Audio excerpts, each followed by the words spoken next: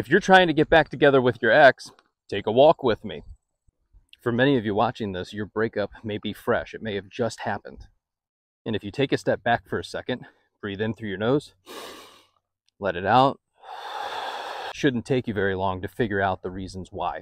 And this is a great opportunity to break out a pen and some paper and start authoring the story of that relationship. Start with where and how you met. You swiped right, and all of a sudden you started messaging each other 24/7. In the first few weeks, you may find yourself going, wow, this is amazing. They're awesome. This is so euphoric. This is the best relationship ever. They check so many boxes out of 10. And you're so into it initially that the blinders start to come on to all the other behavior that they might be exhibiting. And one of those standards might be that you're not a big drinker, but they are. And then you find yourself saying, it's not a big deal. Those check boxes have become more important than your goals, values, standards, and boundaries for a relationship with you. And right now you're probably thinking, well, nobody's perfect. And you'd be right.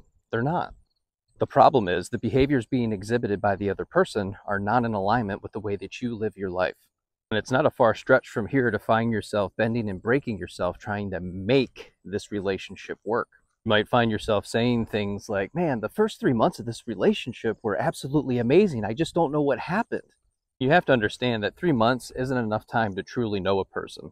Depending on how often you see each other, it might be 12 months before you actually start to see who this person really is.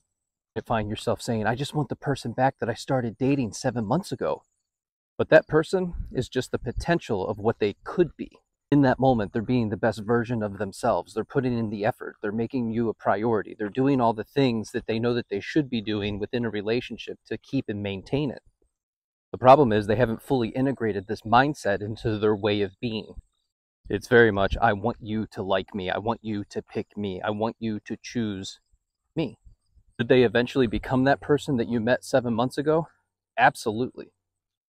But it takes two people, and you have to begin to use the language of a shared mission and vision. We are in this together. We are both all in. No backup plan. No people in your DMs sending you memes every day. You have to remember, it's generally the memes that are funny, not the person that's sending them to you. They didn't create them. And this takes us right into a cliche. The grass is greener where you water it. And just like all the plants that are hanging up in your apartment or outside on your balcony, you have to water them. You have to nurture them. You have to talk to them. And one of the biggest issues that I see in my comment section and in my DMs and with my coaching clients is this fear of going all in. Going all in isn't one-sided. You choose each other each and every day, and you make a commitment to show up. And on the days where one partner is struggling, and they will struggle, it's your job to help lift them up. It's not your job, however, to make them happy. That's always an inside job. So why did you guys break up? I don't know. That's something that you're going to have to work out for yourself. Grab that sheet of paper I was talking about earlier. While you're there, you can write down why you think you want them back. A lot of times what you'll find is it's not the person that you miss, it's the potential that relationship had, and that was all you.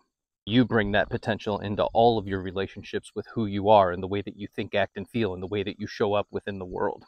You completely give your power away when you think or believe that it's the other person that does that for you.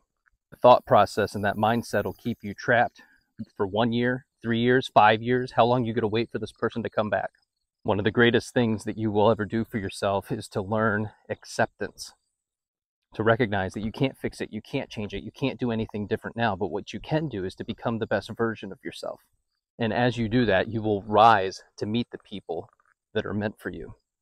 If this video resonated with you, make sure you sign up for the 21-day self-love challenge we start on October 1st.